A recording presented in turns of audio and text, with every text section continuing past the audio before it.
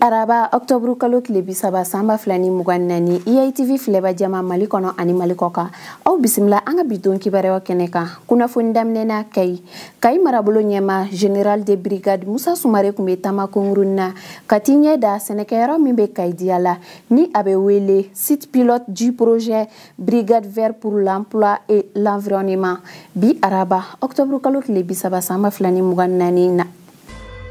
Alisa Anthony jamana kono kibariyaw ye Mali camancɛ fanga ɲɛma ye kunnafoni sɛbɛn dɔ bila tratado octobre kalo tile 29 samba filani 24 min kɔnɔna la a y'a ka nisɔngoya ni dusumakasi yira ka ɲɛsi bamaci wale min kɛra octobre kalo tile 27 samba filani 24 ka ɲɛsi Chad finitigilakaw ma Barkaram Kaya mara la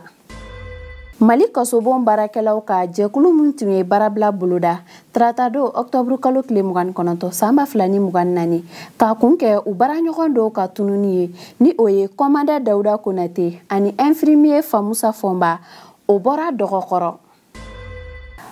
kunnafoni kuncɛla Mali ni Guinée ka jɛ ka baara hokumu kɔnɔna la walasa ka fɛɛrɛw sigi sen kan ɲangata wale kɛlɛli hokumu kɔnɔna la fɛɛrɛ dɔw bilala sen kan kangabani ɲɛfɔli la nin kɛwale laɲini ye walasa ka dɔ bɔ kɛlɛ la maa minnu sigiyɔrɔ bɛnnen don Mali ni Guinée furancɛ ma ani ka bɛn ni kelenya sabati ni kunnafoni damadɔ ne bɛ dansigi kɛ an ka bidon kibaruyaw la aw ni ce aw ka ɲɛmadaliw la EITV tele min b'aw dɛmɛ ni ka walaɲiniw sabati aw k'an bɛn diɲɛ waati wɛrɛ